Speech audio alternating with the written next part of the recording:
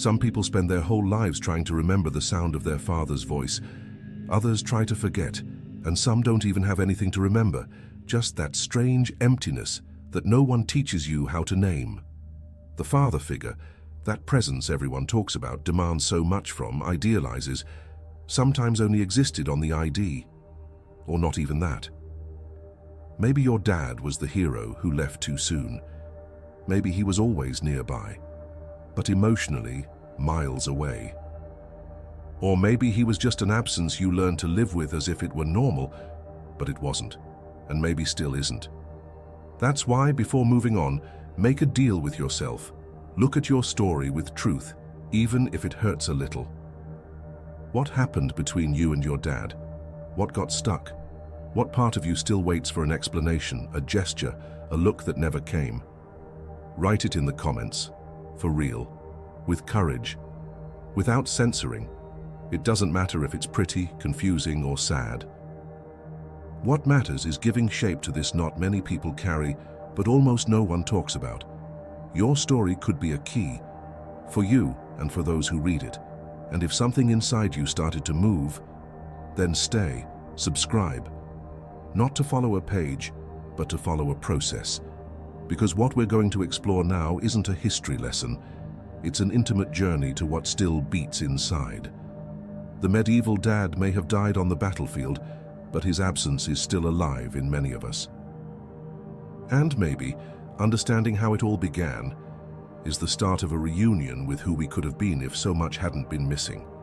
Being raised without a father in the Middle Ages was not just a difficult reality.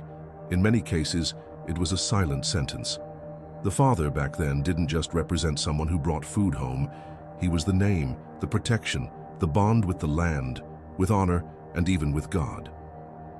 His absence was like a closed door to the world, and those who grew up without it learned too early to live on the margins. But why, so many centuries later, does this same pain still seem alive in so many of us? Why does the heart still tighten when the subject is, "My father wasn't there"?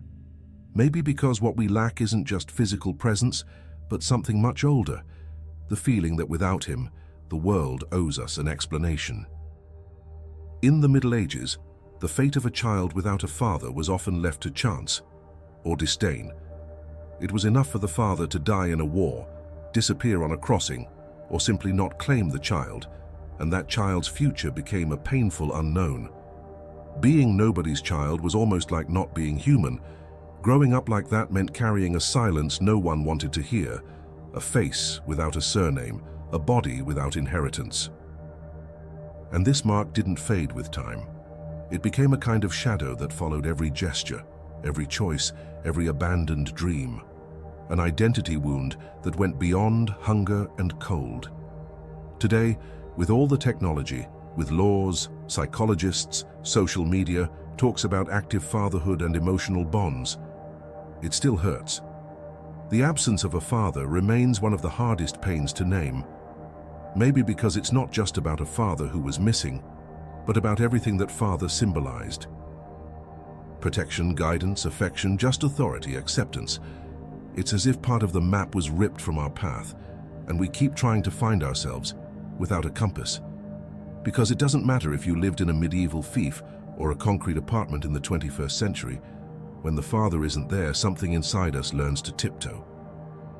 And as much as many try to downplay it, saying mum is the one who raises or life teaches, there is a knot that doesn't come undone with ready-made phrases.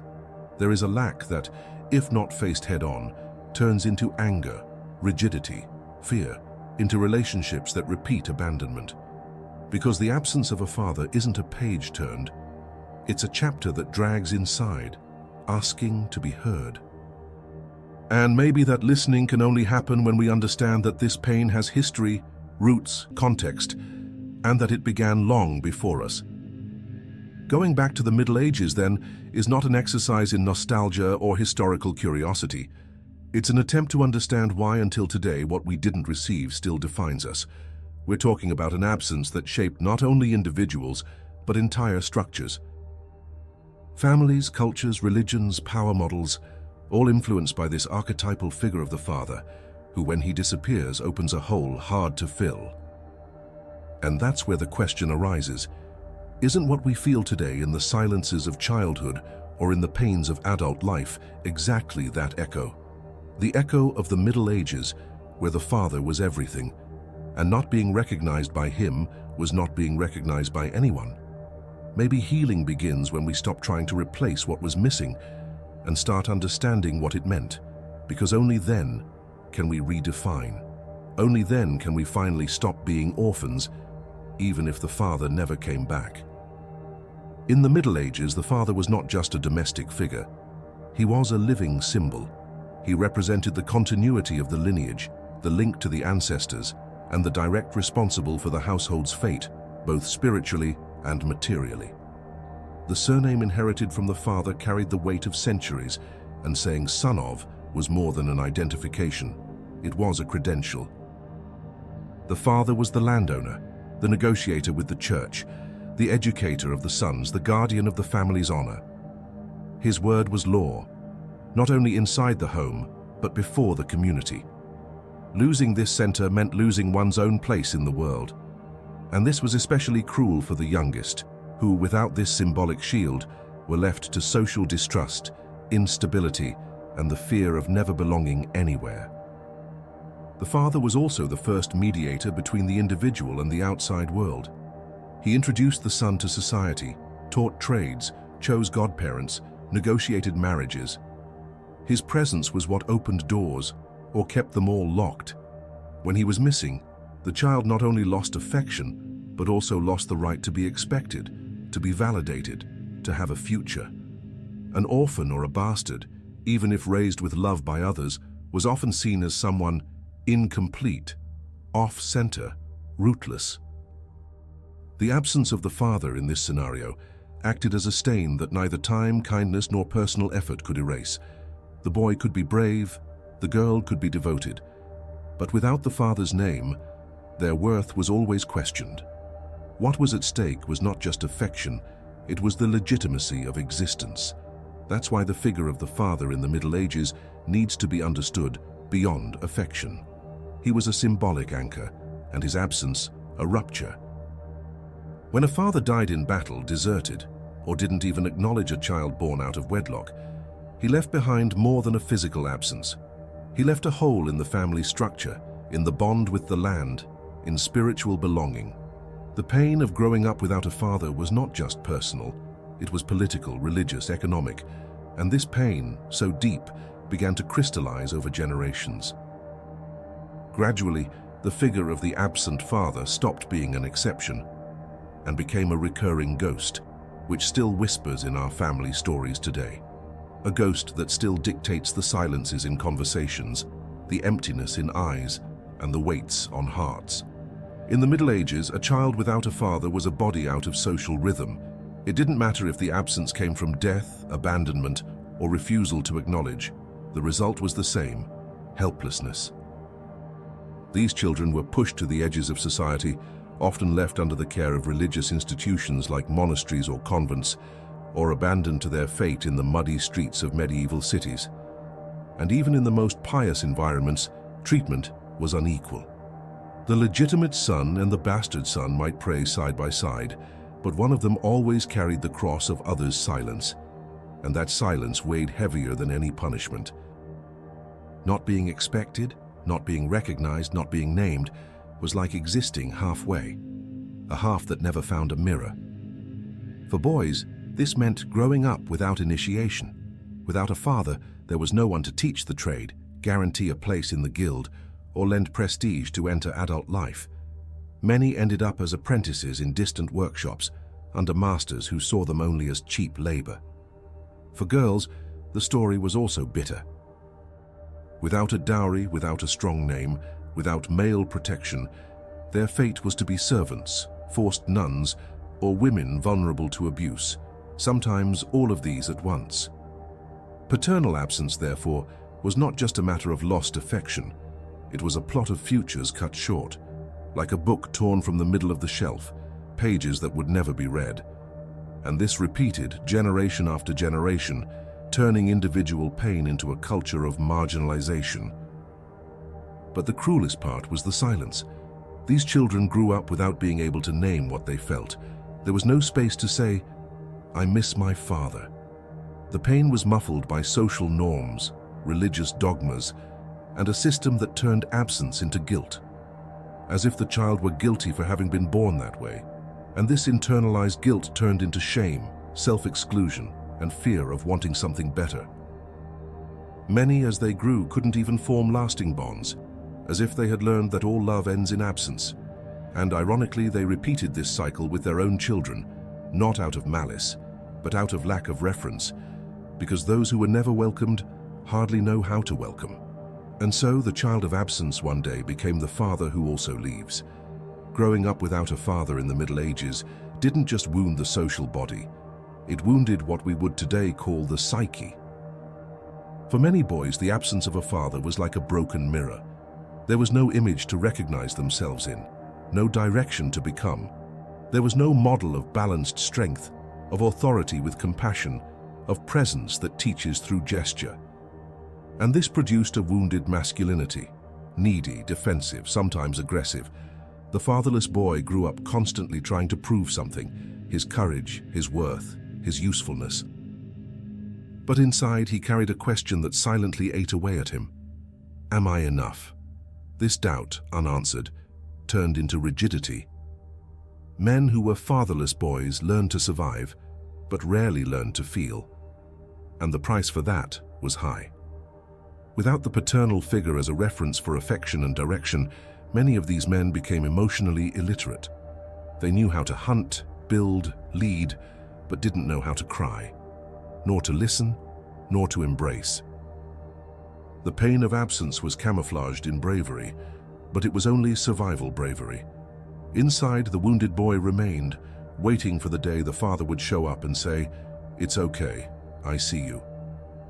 Since that never came, many spent their lives seeking that recognition in the wrong places. In war, power, possession, domination. Masculinity without a father loses balance. It becomes a burden. It tries to be rock, but it's made of sand. Because strength that was never validated turns into armor. And those who live in armor live in war. This model, born from trauma, spread like an invisible inheritance. And the most tragic part is that many, when they became fathers, remained absent, not out of malice, but by repetition. Because it's hard to give what you never received. Wounded masculinity produced distant children, broken relationships, hardened affections. The pain of the Middle Ages crossed centuries, crossed the Industrial Revolution, crossed wars, crossed the modern living room. It's in the father who doesn't know how to hug, in the man who fears seeming weak, in the son who demands but can't name what's missing. The father who never returns stopped being just a man. He became a collective absence, a cultural void, a hole in the male soul. And maybe that's why the pain continues, because no one taught us how to heal this wound, only how to endure it. The absence of the father in the Middle Ages was not confined to castles, villages, or battlefields. It was passed down like a poorly told secret, a wound disguised as habit. Century after century, what was once an exception became the norm. It's no coincidence that in so many families, the father became a vague figure, sometimes feared, sometimes distant, sometimes completely absent. It's as if at some point in history, humanity got used to this emptiness. And the most frightening thing is realizing that despite all social, technological, and cultural changes, this emotional inheritance still lives in small silences, broken relationships, and affections that don't flow. Untreated pain turns into structure, and structure doesn't dissolve with pretty words. This invisible and silent pain shows up in the most unexpected places, in the man who works too much and is never home. In the child who repeats, "My father doesn't care about me," without understanding the weight of the phrase. In the adult who can never truly trust anyone because deep down they believe that sooner or later they will be abandoned. The medieval past may seem distant, but the logic remains alive. Those who didn't have a present father have to fight twice as hard to prove they deserve to be here. Absence became the norm, and the norm became collective trauma. and how hard it is to see trauma when it has already become the landscape. Many don't even realize they live searching for the father everywhere. In the boss, the partner, authority figures. They expect validation that never comes, a presence that never becomes whole. And the deepest part of all this is that the inheritance of absence shapes even dreams. How many people stop dreaming big because they don't feel worthy? How many sabotage themselves, shrink, fade away, because deep inside, an old voice repeats, "No one will support you." This voice didn't come out of nowhere. It comes from centuries of silence. From families where the father didn't know how to say "I love you." From stories where the father didn't even know he had a child. From lineages where masculinity was taught with shouting, omission, or coldness. It's time to understand that this pain is not just ours, but it is also our responsibility. Because if we don't heal it, it will continue speaking through our choices and through our silences. In the Middle Ages, the father's name was more than a signature. It was what guaranteed existence. The son inherited the name, the trade, the land, the blood, and often even the faith. To be someone was, above all, to be someone's son. That's why growing up without a father meant living in suspension, like a candle without a wick. Without the name, the child was not just unprotected, they were invisible. It was enough for the question, "Whose child are you?" to arise, and shame settled in. It was like being left out of history. This named absence shaped the very way of existing. Those without a father often lived as if they had no right to dream, to fail, to desire. As if the world had made them a mistake to be forgotten. And that doesn't disappear over time. It settles in.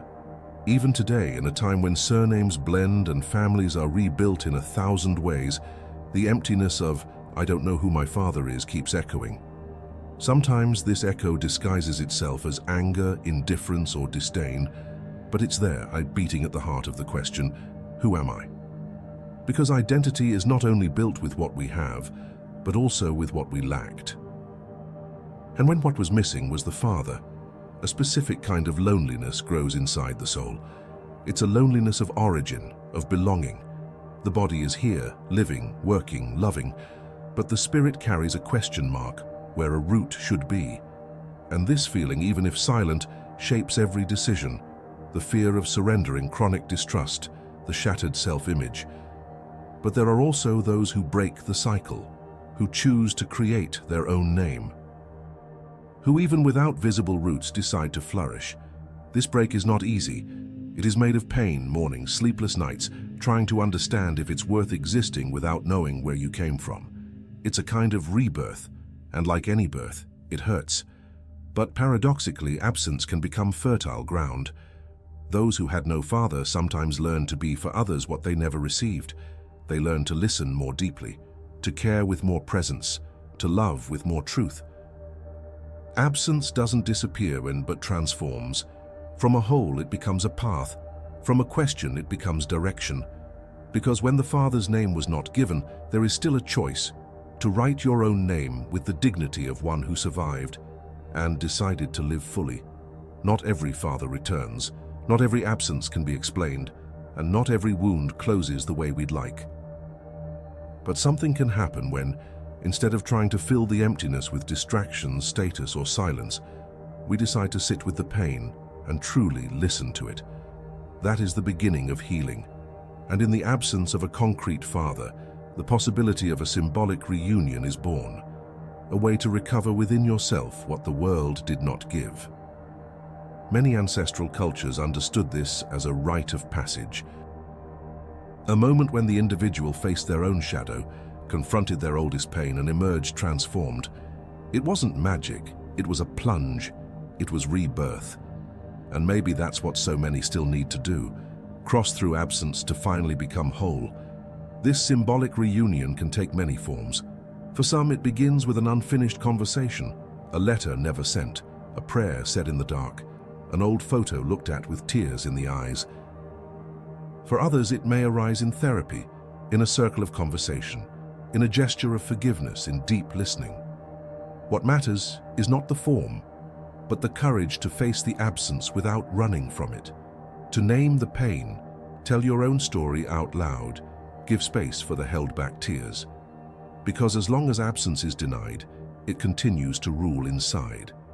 But when it is welcomed, not as guilt, but as part of the journey, something changes. It doesn't erase the past, but it gives back power. The person stops being a hostage to what was missing and begins to be the author of what can come. Healing the absence of a father doesn't mean forgetting him, nor inventing memories that never existed. It means, above all, accepting that the pain was real and that it no longer needs to decide everything from now on. It means looking in the mirror and seeing someone worthy, even without inheritance, even without a surname, even without a hug.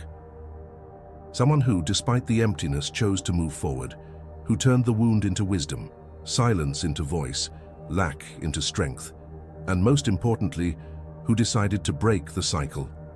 Because the great turnaround happens when the one who was a child of absence becomes the present adult, who loves deeply, listens truthfully, supports gently.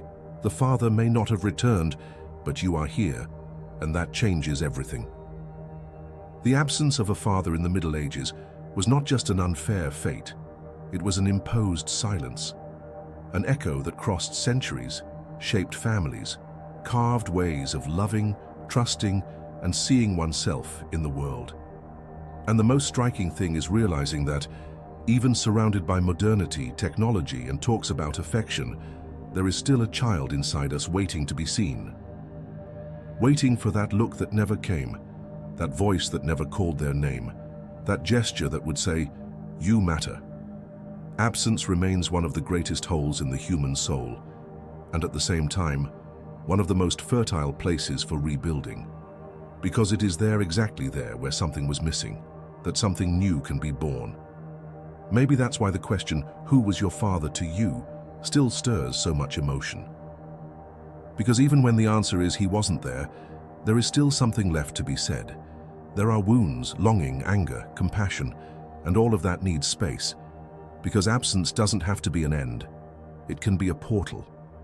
A starting point to understand who we became, why we feel what we feel, and what we can still transform.